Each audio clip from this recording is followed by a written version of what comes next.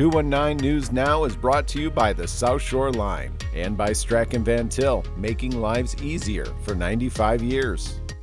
I'm Andrew Garcia, and this is your 219 News Now. Indiana's Senate rejected House Bill 1032 in a 31-19 vote, preserving the 9 congressional districts as they have been since 2021. The plan, supported by President Trump and Governor Braun, would have redrawn districts mid-decade to favor Republicans in next year's elections, but was defeated. The no votes came from 21 Senate Republicans and all 10 Democrats. Redistricting cannot be considered again during the 2026 legislative session, according to Senate rules, leaving Northwest Indiana's 1st district intact with Lake, Porter, and Northwest LaPorte counties.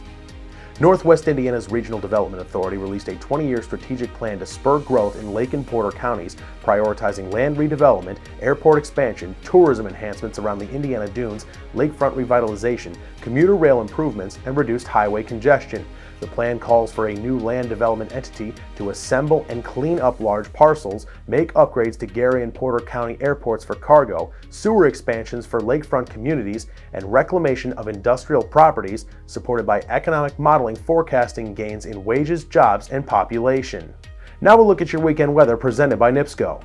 Now, time for your 219 forecast, sponsored by NIPSCO. I'm meteorologist Zoe Mintz, and we're looking at a very cold weekend. In fact, the coldest air of the entire season arriving on Saturday. Friday afternoon, it's still going to be cold though. High temperatures near freezing, mostly cloudy conditions, maybe an isolated snow flurry. But by Saturday, that Arctic air will plunge across northwest Indiana, bringing those wind chill values, even in the afternoon, down to well below 0. We're also going to be seeing widespread snow, anywhere from 2 to 4 inches of accumulation throughout the afternoon on Saturday, so make sure you take it slow on the roadways and bundle up if you have to head outdoors. Overnight Saturday and into Sunday, those wind chill values could potentially get down to -15 to -30 degrees, so stay indoors if you can. And by Sunday, it's not going to be much warmer. In fact, it's only going to be near 11 as the high temperature, those wind chill values staying below 0 on Sunday, so find ways to stay warm this weekend. It is going to be a very cold one.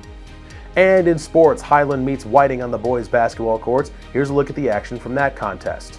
Highland is looking to win its 3rd game in its last 4 contests. Whiting, meanwhile, has played just twice on the season. The Oilers look to jump over 500 on the young campaign. The visitors come out firing. Lamont Ferdinand hands it off to Darryl Walker. The junior walks into a triple and pulls the ripcord. Whiting draws first blood. Highland quick to answer though. Cameron Katz drives and kicks to Brady Boyd in the corner. The sophomore lets one fly. Down the hatch it goes. Not long after, the Trojans work it around to him in nearly the same spot, but it's the same result. Boyd finds the bottom of the cup. Trojans lead by a point. Later, Highland is off to the races. Jacob Burleson with the bounce pass and the break to Katz. The sophomore takes the contact, give him the hoop, the harm, and 3 points after the free throw. Highland gaining momentum. Whiting not going anywhere just yet. Over 3 to play in the second quarter. Adrian Gonzalez Jr. jabs, puts it on the deck, and fires the long ball and connects. Oilers thinking comeback, but Highland seizes control from there. Katz continues to find the right man. Jake Slavin drives baseline, hangs and hits off the window.